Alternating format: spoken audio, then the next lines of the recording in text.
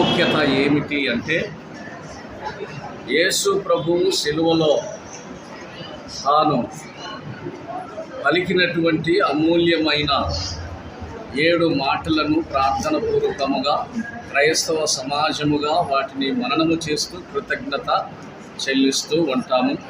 ఆయన ఎందుకొరకు మరణము పొందాడు అంటే, మనుషులందరి యొక్క పాపమును పరిహరించడం కొరకు, శాంతిని, నెమ్మదిని, సమాధానమును ఇచ్చడం కొరకు ఆయన సిలువలో మరణం పొందాడు. కాబట్టి ఇది శుభ శుక్రవారముగా ఎంచబడుతుంది.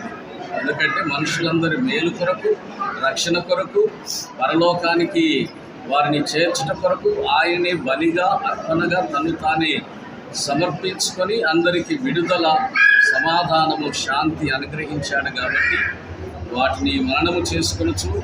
మరి ఈ యొక్క ప్రార్థనా సహవాసాలని మేము కలిగి ఉన్నాం. కృష్ణపల్లి బెత్లెహేం సంఘం తరఫుకెళ్ళి సంఘ చైర్మన్గా కన్నప్పుడు అందరం కూడి ఈ విధంగా ప్రార్థనపూర్వకంగా ఈ కార్యక్రమం జరుపుకుంటున్నాము.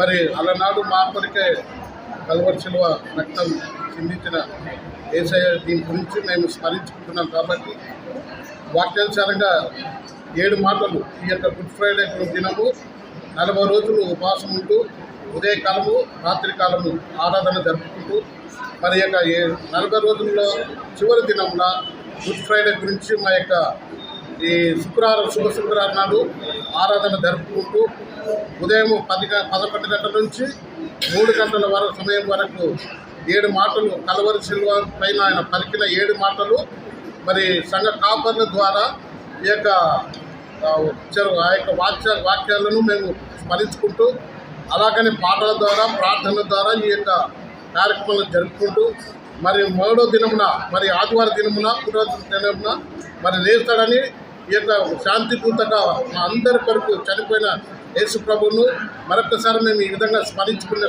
సమయం ఇచ్చిన దేవాదేవునికి మహిమ కలుగును గాక. ఆమేన్.